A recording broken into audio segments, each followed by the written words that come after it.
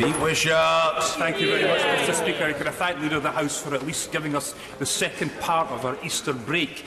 Mr Speaker, you really couldn't make it up. Of all the dates to kick the Brexit can down the road, Halloween couldn't be a more appropriate destination.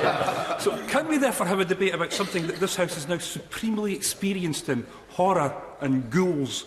Because this is the date when this House of Horrors will eventually meet its Brexit afterlife. And if that's not frightening enough, there's nothing in store for us other than more torment, purgatory and trick-or-treat, with a special emphasis on trick. And watching the scenes from yesterday, it must seem to so many of my colleagues across there the ultimate humiliation, the real horror. Their Prime Minister sitting in an anteroom waiting to hear what the EU are prepared to grant the UK.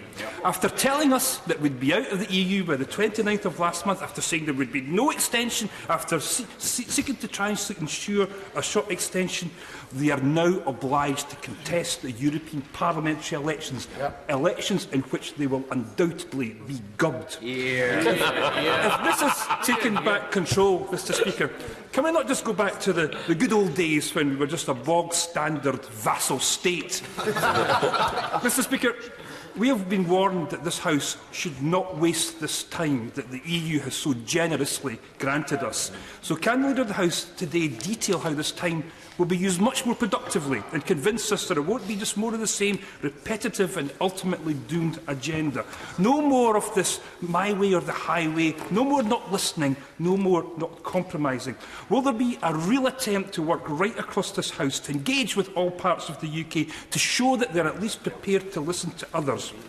And lastly, Mr Speaker, could I very much welcome the new member for Newport West. She's more than welcome in this House. And congratulate Sarah Davis and her new appointment to the clerks. And can I take this opportunity to thank the staff of this House, the police and all of those who look after us. It must be difficult to work in a House dominated by chaos, indecision and confusion when arrangements are changed at the last possible minute. But they have dealt with this stoically and they've dealt with this without any complaint. So can I wish them the very best for the week that we're going to have for this Easter break.